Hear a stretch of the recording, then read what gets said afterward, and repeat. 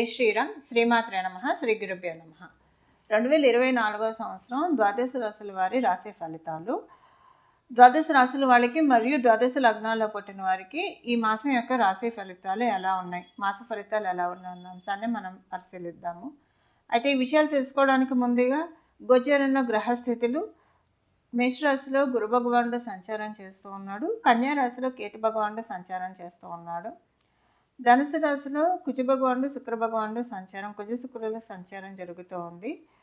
అలాగే మకర రాశిలో బుధ భగవానుడు సంచారం జరుగుతూ ఉంది. సూర్యనారాయణమూర్తి సంచారం జరుగుతూ ఉంది. ధనుసు రాశిలో ఉన్న కుజ భగవానుడు ఈ నెల 5వ తారీఖు నుంచి, అంటే ఫిబ్రవరి 5వ తారీఖు నుంచి ధనుసు రాశి నుంచి మకర రాశిలోకి ఆయన ప్రయాణం మార్చుకుంటున్నాడు, మకర రాశిలోకి వెళ్తున్నాడు. శుక్రుడు ఈ నెల 18వ తారీఖు నుంచి ఈ నెల 12వ తారీఖు ఆయన మకర రాశిలోకి ప్రవేశించబోతున్నారు. అలాగే బుధుడు ఈ నెల 21వ తారీఖు నుంచి మకర రాశిలో ఉన్న ఆయన కుంభరాశిలోకి వెళ్తూ ఉన్నారు. సూర్యనారాయణమూర్తి ఈ నెలలో 14వ తారీఖు నుంచి కుంభరాశిలోకి ప్రయాణం చేస్తున్నాడు, మకర రాశి నుంచి కుంభరాశిలోకి ప్రయాణం చేస్తున్నారు. రాహు భగవానుడు మీనరాశిలో సంచారం చేస్తూ ఉన్నాడు. ఈ మాసము ఒక ప్రత్యేకమైన గ్రహస్థితి చోటు చేసుకోబోతుంది ద్వాదశ రాశుల వాళ్ళకి మరియు ద్వాదశ లగ్నాల్లో పుట్టిన వాళ్ళకి. ఆ ప్రత్యేకమైన గ్రహస్థితి ఏంటంటే సూర్యనారాయణమూర్తి మరియు శనీశ్వరుడు ఈ నెల 14వ తారీఖు నుంచి ఒకటే రాశిలో సంచారం చేస్తూ ఉన్నారు. ఒకటే రాశిలో వాళ్ళిద్దరూ కూడా తండ్రి కొడుకులు, మనందరికీ తెలుసు. అయితే ప్రతి సంవత్సరం కూడా సూర్యనారాయణమూర్తి ఒకసారి ఒక నెలలో శనీశ్వరుని కలుస్తూ ఉంటాడు. అంటే ఏ రాశిలో ఉన్నా ఆయన రాశి నుంచి వెళ్తాడు కాబట్టి వాళ్ళిద్దరు కంజంక్షన్ తపస్సిస్తున్నాయి. ఈ సంవత్సరము ఈ కలయిక చాలా ప్రాధాన్యత సంచరించుకుంది.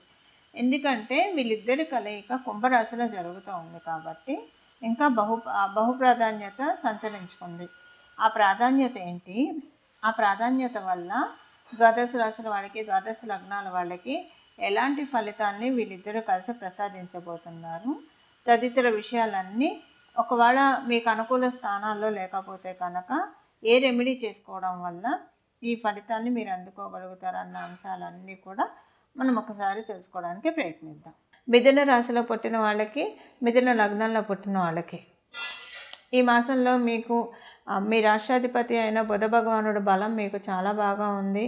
అలాగే మీకు ఆరోగ్య సమస్యలు ఏమైనా ఉంటే కనుక అవన్నీ కూడా హీల్ అవ్వడానికి అవకాశం చాలా బాగా ఉంది. నెమ్మదిగా ఒక్కొక్క సమస్య కట్ డౌన్ అవ్వడానికి ఛాన్సెస్ చాలా అనుకూలంగా ఉన్నాయని చెప్పాలి. అలాగే మీరు ఇన్సూరెన్స్ రంగంలో ఉన్న లేదా కమ్యూనికేటివ్ మీడియాలో ఉన్న సేల్స్ రిలేటెడ్ ఈ ఫీల్డ్స్లో ఉన్న వాళ్ళకి ఈ మాసము మీ బిజినెస్ ప్రోగ్రెషన్ చాలా బాగా సాగుతుంది. ఫోన్ ద్వారా మీకు ఈ మాసంలో ఫోన్ ద్వారా కావచ్చు, మెయిల్స్ ద్వారా కావచ్చు కొన్ని శుభవార్తలు వింటారు. శుభవార్తలు అందుకోవడానికి అవకాశం చక్కగా ఉంది. ఈ శుభవార్తలు కూడా మీకు ఎంతో కాలంగా జడత్వంగా ఉన్న పనులు, అవ్వని పనులు ఏవైనా ఉంటే అవన్నీ, లేదా మీరు అనుకున్నది ఏదైనా అవ్వకుండా ఉంటే అవన్నీ ముందుకు సాగాయి అన్న వార్త తెలుసుకొని మీరు ఆనందపడతారు. అది మీరు ఫోన్ ద్వారా తెలుసుకోవచ్చు, మెయిల్, వాట్సాప్, ఇలా ఏదో ఒక ద్వారా ఏదో ఒక కమ్యూనికేషన్ ద్వారా కావచ్చు, లేదా నార్మల్గా ఎవరైనా వచ్చి చెప్పడం ద్వారా ఏదో ఒక రకంగా తెలుసుకోవడానికి ఈ మాసం గోచర గ్రహస్థితులు బహు చక్కని అవకాశాన్ని కలగజేస్తూ ఉన్నాయి. ఈ మాసం అంతా మీకు బుధ భగవానుడు బలం చాలా బాగా ఉంది కాబట్టి మిగతా విషయాలన్నింటిలో కూడా అనుకూల అంశాలే కనిపిస్తూ ఉన్నాయి. ఈ మాసం మీరు విష్ణుమూర్తి ఆరాధన చేసుకుంటే కనుక బుధ భగవానుడు మీకు ఇంకా అత్యంత రెట్టింపు శుభ ఫలితాలను అందజేస్తారు. దాంతోపాటు ఇప్పుడు మనం తెలుసుకునే, అంటే విష్ణుమూర్తి ఆరాధన చేసుకుంటూ ఇప్పుడు మనం తెలుసుకోబోయే ఈ పరిహారాన్ని కూడా చేయడానికి ప్రయత్నించండి. ఇంకా శుభత్వాన్ని ఇచ్చే ఫలితాన్ని మీరు అందుకోండి. ఈ గోచర గ్రహస్థితుల రీత్యా ద్వాదశ రాశుల వాళ్ళకి ఎలాంటి ఫలితాలు వర్తిస్తాయి అన్న విషయాన్ని మనం తెలుసుకుందాం. ఈ విషయాలు తెలుసుకోవడానికి ముందుగా ద్వాదశ రాశుల్లో పుట్టిన వాళ్ళు ఈ రాశి ఫలితాలు ఎలా అన్వయించుకోవాలన్న విషయాన్ని కూడా మనం ఒకసారి పరిశీలిద్దాం. ద్వాదశ రాశులు, ద్వాదశ లగ్నాలు, అవే రాశులు, అవే లగ్నాలు. మీరు ఏ రాశిలో పుట్టారో మీకు తెలుస్తుంది కాబట్టి రాశి ఫలితాలు మీరు చూసుకోవచ్చు. ఒకవేళ మీ అదృష్టవశాత్తు మీ ఇంట్లోని పెద్దలు కావచ్చు, ఎవరైనా జ్యోతిష పండితులు ఎవరైనా సరే మీరు ఏ లగ్నంలో పుట్టారో మీకు తెలిస్తే కనుక మీరు ఏ లగ్నంలో పుట్టారో ఆ రాశి యొక్క ఫలితాలు మీరు తెలుసుకోండి. మేష లగ్నం నుంచి మీన లగ్నం వరకు మీరు ఏ లగ్నంలో పుట్టారో, ఏ రాశి మీరు పుట్టినప్పుడు లగ్నమైందో ఆ రాశి ఫలితాలు కూడా మీరు చూసుకోవడానికి ప్రయత్నం చేయండి. అలాగే మీరు ఇప్పుడు ఈ గోచార గ్రహస్థితుల ఫలితాలు మీ జన్మజాతకం కనుక బాగా ఉంటే, గోచారంలో బాగా ఉంటే ఇంకా చక్కటి ఫలితాలను మీరు చూస్తారు. మీ జన్మజాతకం ప్రస్తుతం బాగోలేదు, కానీ గోచారంలో మీ రాశి వాళ్ళకి, మీ లగ్నం వాళ్ళకి బాగా ఉంది. మిశ్రమమైన ఫలితాలను ఇస్తుంది, గోచారం కాపాడుతుంది. అలాగే మీకు జన్మరాశిలో మీ జన్మజాతకంలో బాగాలేదు, గోచారంలో కూడా బాగోలేదంటే కొంత మీరు పరిహారాలు చేసుకోవాలని చెప్పి అర్థము, దాన్ని తప్పించుకోవడానికి. అలాగే ఇంకొకటి, మీ రాశి మీకు తెలిసి మీ లగ్నం కూడా తెలిస్తే కనుక 2 ఫలితాలని చూసుకోండి. రెండిట్లో మీరు అంటే రీకన్సైల్ చేసుకోవాలి. ఒకవేళ కనుక మీకు రాశిలో ఉద్యోగం సంబంధించిన విషయాల్లో బాగోలేదని వస్తే, మీ లగ్నంలో బాగుందని వస్తే అది యావరేజ్ అవుతుందని తెలియాలి. ఏదైనా ఒక అంశం రెండిట్లో బాగోలేదని వస్తే అది మీరు కొంత ఏంటంటే జాగ్రత్త వహించాలని అర్థం. రెండిట్లో బాగుందని వస్తే చాలా బాగుంటుంది. దానికి మీ జన్మజాతకం కూడా బలంగా ఉంటే కనుక ఇంకా మంచి చక్కటి ఫలితాలు ఉంటాయి, చాలా స్ట్రాంగ్గా వెళ్తారని చెప్పి అర్థము.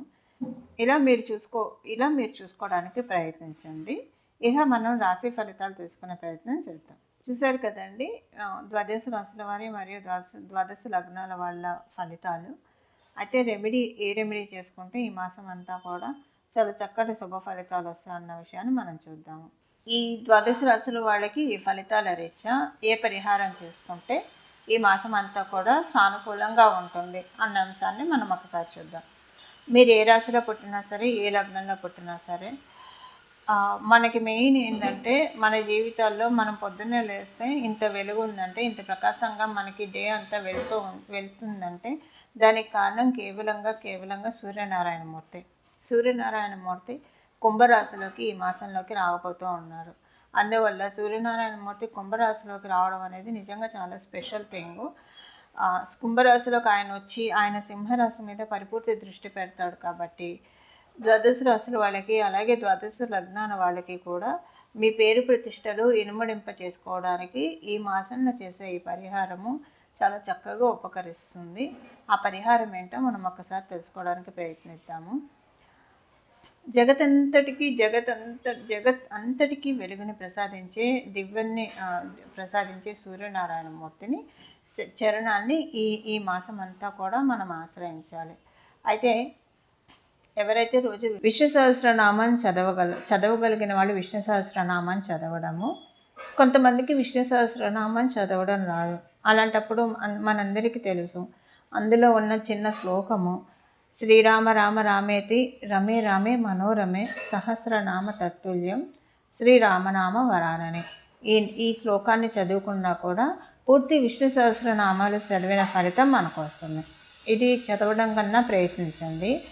సూర్యనారాయణమూర్తి చాలా బలంగా ఉన్న ఈ సమయంలో, అంటే సింహరాశి మీద ఆయన పరిపూర్తి దృష్టి పెట్టిన ఈ శుభ సందర్భంలో అందరూ కూడా శ్రీరామచంద్రమూర్తిని ఎంత బాగా ఆరాధిస్తే అంత చక్కటి శుభ ఫలితాలు వస్తాయి. ఎందుకు శ్రీరామచంద్రమూర్తి అని చెప్తున్నానంటే, ఇక్ష్వాకుల వంశానికి చెందినవాడు శ్రీరామచంద్రమూర్తి. ఇక్ష్వాకుల వంశానికి దైవము, కులదేవత, అధిదైవము సూర్యనారాయణమూర్తి. అందువల్ల మనం ఈ మాసం అంతా కూడా సూర్యనారాయణమూర్తి ఇచ్చే చక్కటి శుభ ఫలితాన్ని మనం అందుకోవడానికి, మంచి పేరుని సంపాదించుకోవడానికి, సంఘంలో గౌరవ మర్యాదలు సంపాదించుకోవడానికి, దీనికంతటికీ కూడా ఈ నెలంతా కూడా శ్రీరామచంద్రమూర్తి ఆరాధన చేయడము, విష్ణు సహస్రనామాలు చదవడము, మీ ఇంటి దగ్గర కనుక శ్రీరామచంద్రమూర్తి ఆలయం ఉంటే ఆలయ సందర్శనం చేయడము, ఇవన్నీ చేయగలిగితే కనుక చాలా చక్కటి శుభ ఫలితాలు ఈ మాసంలో మీకు అందడానికి చాలా చక్కటి అవకాశం ఉంది. ఈ మాసంలో మీరు చేసే ఈ పరిహారం వల్ల రాబోయే మాసాల్లో కూడా కొన్ని మంచి ఫలితాలను చూడటానికి చక్కటి అవకాశం నిస్సందేహంగా ఉంటుంది. మంగళం. నమో భగవతే వాసుదేవాయ.